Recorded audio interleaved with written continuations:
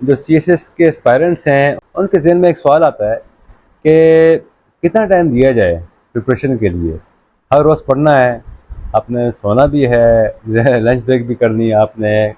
अपने रिलेटिव्स को और अपनी फैमिली को टाइम भी देना होता है। तो इसके लिए कोई हार्ड एंड फास्ट रूल नहीं है। इसमें अगेन डिपेंड करता है कि how well you have the academic background, और आपने कितना इससे पहले जो है किसी सब्जेक्ट के ऊपर कितना आपका अबूर हासिल है।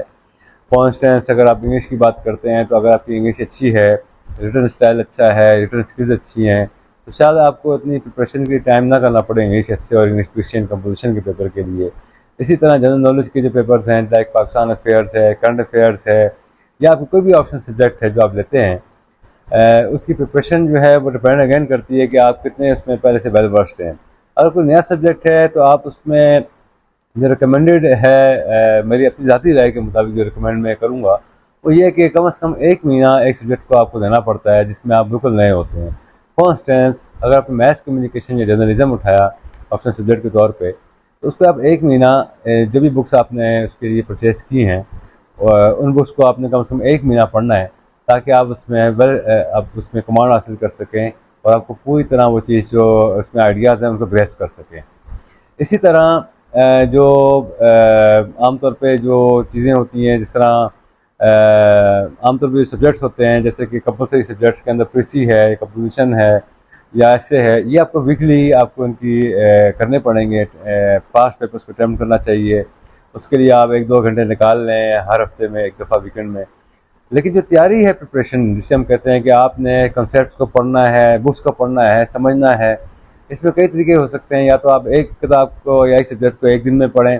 या एक ही दिन में आप मल्टीपल बुक्स को भी साथ पढ़ सकते हैं, क्योंकि ज़ाहिर है कि variety the spice of life. अगर वैरायटी लेके आते हैं आप, इससे आप बोर्डम भी नहीं होंगे आप, और मोनोटनी भी नहीं होगी आपको। तो आप इसमें इन चीज़ों का अगर रखते हैं जहन में, और आप ये समझ सकते हैं कि आप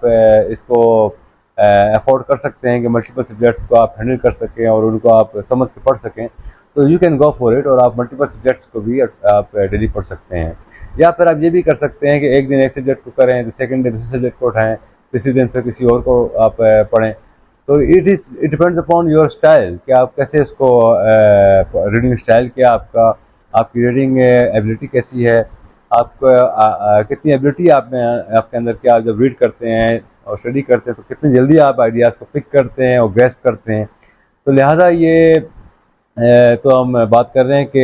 डे टू डे बेसिस की बात कर रहे हैं। और रही बात मंथ्स की बात, तो जो मेरा इसमें इस पे जो टेक है वो ये है कि एटलीस्ट CSS के एग्ज़ाम से 2 या 3 महीने पहले आपकी तैयारी मुकम्मल हो जानी चाहिए, क्योंकि इसका एक बहुत ही ज़्यादा आपको पता है कि एक्सपेंडेड और बहुत ज़्यादा इसमें वैरायटी ऑफ सब्जेक्ट्स होते हैं, और इसके अंदर बड़ा ही ब्रॉड बेस्ड आपके कॉन्सेप्ट्स, आइडियाज़ और नोट्स होते हैं आपके बने हुए। तो आपके पास इतना टाइम होना चाहिए, 1-2 महीने का मार्जिन या 3 महीने का मार्जिन, जिसमें आप रिवीजन कर सकें और उन कॉन्सेप्ट को अच्छी तरह आप उसको जो है, you must commit those concept to memory, ताकि आप उन पर कोई पॉइंट आपके जहन से स्लिप ना हो जाए या मिस ना हो जाए। ख़ासकर जब आप एग्ज़ाम दे रहे होते हैं तो आप उस टाइम पे अनड्यू प्रेशर में कई दफ़ा हमारे कैंडिडेट्स आ जाते हैं, और वो जो उनको याद होती हैं चीज़ें वही भूल जाते हैं, स्ट्रेस में आ जाते हैं, पेपर उठाया देखा और जनाब वो सब भूल गए। तो ऐसा नहीं होना चाहिए। पेपर को बड़े आराम से देख के, समझ के और बिल्कुल कॉन्फिडेंस के साथ अगर आप करेंगे तो आपको वो पॉइंट भी याद रहने चाहिए, ताकि वो आप भूलें ना। तो लिहाजा आप 2-3 महीने पहले तक आप पूरी तैयारी मुकम्मल कर लें। आप अगेन इट डिपेंड्स कि आप तमाम सब्जेक्ट्स जो हैं कितनी देर में आप कवर कर पाते हैं। लिहाजा आप 2 चीज़ों का ख्याल करें कि आप दिन के अंदर एक सब्जेक्ट या 2 सब्जेक्ट उठा के पढ़ें, और कोशिश करें कि एक सब्जेक्ट की तैयारी आप, या एक ऑप्शनल सब्जेक्ट की तैयारी मिसाल के तौर पर जैसे मैंने बताया 1 महीने में कम से कम उसको चाहिए फुल प्रिपेयर्ड के लिए, फुल प्रिपेयर्डनेस के लिए।